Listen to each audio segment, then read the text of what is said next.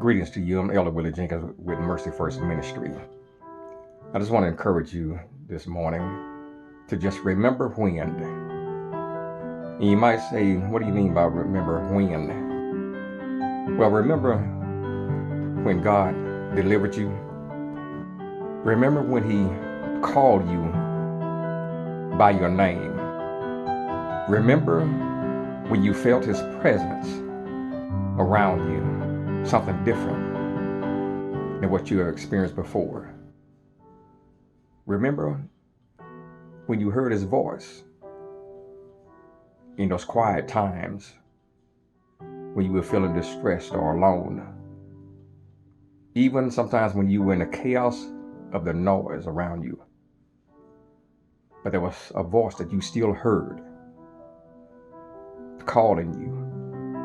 Remember when? You may have even been in your drunken stupor or drug-laden addictions or sexual perversion,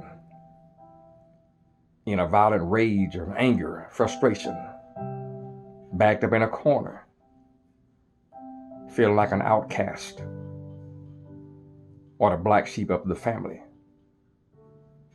or just feeling like no one really cared or you didn't matter.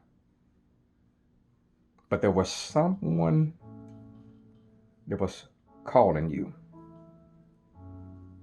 There was a presence that was with you, and you felt it. Do you remember when? Just as Paul was on the road to Damascus to do his ungodly deeds that he thought was godly, to persecute those who believed in Jesus Christ. But God illuminated around him and caused him to fall off his horse. And Paul heard that voice. Paul, Paul, why persecute me? Why are you kicking against the pricks? Do you remember when? When he called you? Well, when you're still going through any kind of stresses after you have answered to his call and heeded to his voice, we still suffer with troubles and adversities in this life and in this world. But it doesn't mean that we have to succumb to it. We just remember when. Our minds go back to when he first called us, rather than letting that situation overtake us as it tries to do. Just remember who he is. Because when you remember when, you remember that you belong to him.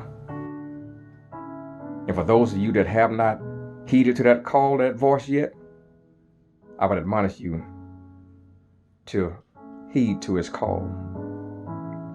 Surrender to his presence.